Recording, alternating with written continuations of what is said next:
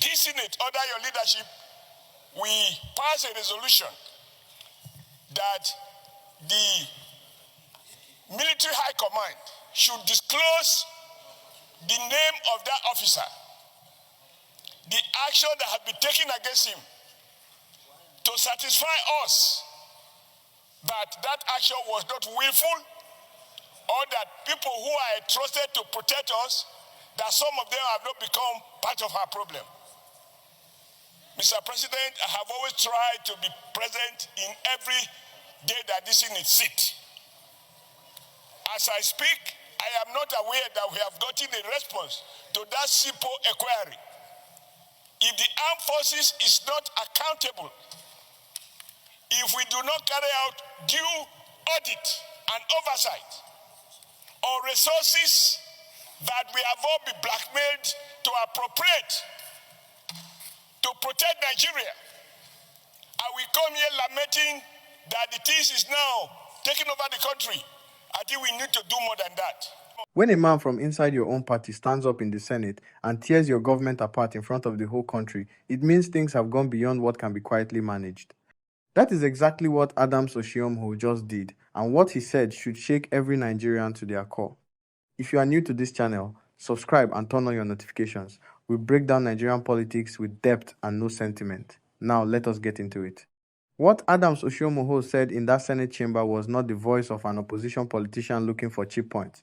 This is a man who is inside the APC, a man who was once the national chairman of the same party that brought Tinubu to power, a man who understands how this government works from the inside. So when someone with that kind of proximity and that kind of history stands up and says this government has failed Nigerians on security, you have to take that seriously. Because it takes a lot for a man to publicly condemn the government he helped build. His message was simple and direct. Tinubu has failed, Akpabio has failed, and the Minister of Defense has failed. The security situation of this country has gotten completely out of hand, and the people who were appointed and paid with Nigerian taxpayer money to fix it have nothing meaningful to show for it. But what made Oshiomole's speech particularly powerful was not just the accusation, it was the specific issue he pointed at: accountability. He exposed how the military and security agencies in Nigeria are collecting billions of naira in allocations every single year, and yet nobody, not the president, not the Senate, not any oversight body, is demanding a clear account of what that money is doing. No results, no reports, no consequences, just money going in and insecurity coming out worse than it went in. And the numbers are not small. Nigeria spends an enormous amount of its annual budget on defense and security.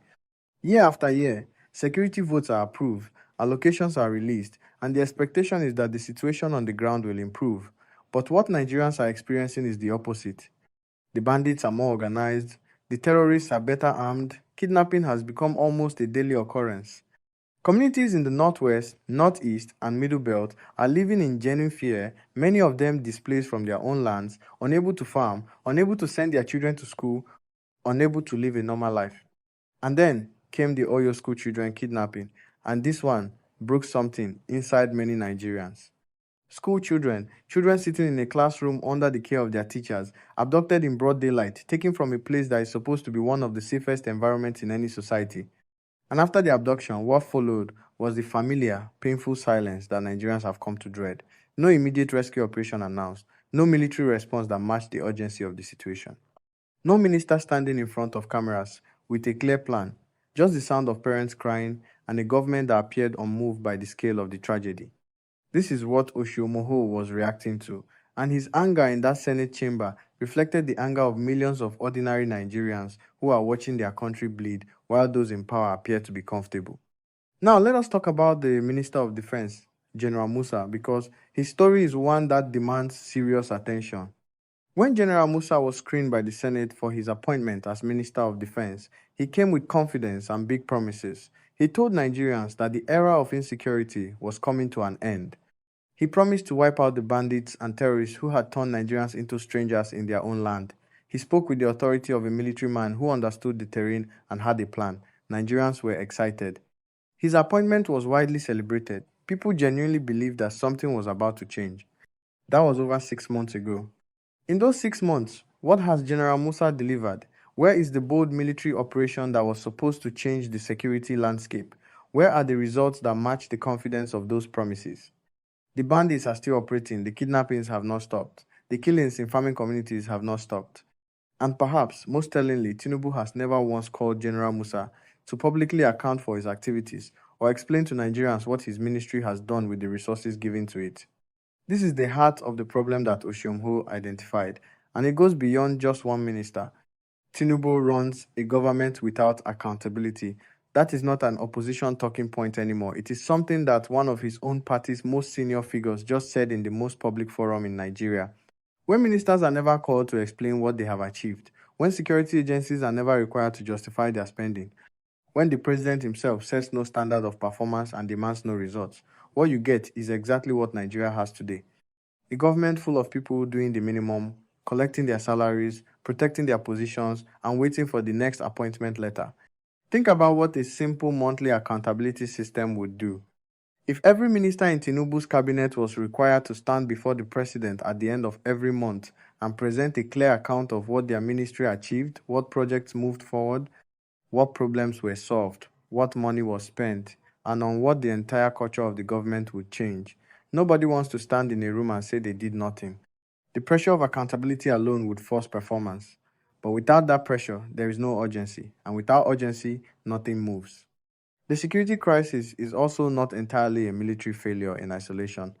There is a darker layer to this conversation that Nigerians have been discussing quietly for a long time, and it is a discussion that the Oshiomhole speech brings back to the surface. There are credible stories and serious allegations that some politicians in Nigeria are directly sponsoring the very bandits and terrorists that the military is supposed to be fighting. This is not a fringe conspiracy.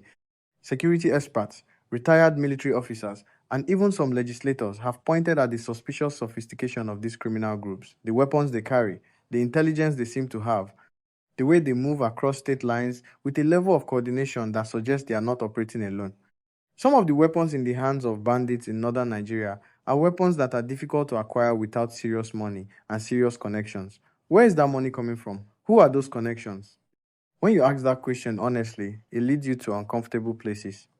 And it makes you understand why the military has struggled, because you cannot fight an enemy effectively when some of the people funding that enemy are sitting in the same halls of power as the people sending you to fight. And now, as if all of this was not bad enough, the Tinubu government has shifted its attention. With 2027 approaching, the priority has quietly moved from fixing the country to winning the election. The political machinery is warming up. The party meetings are happening. The funding conversations are beginning.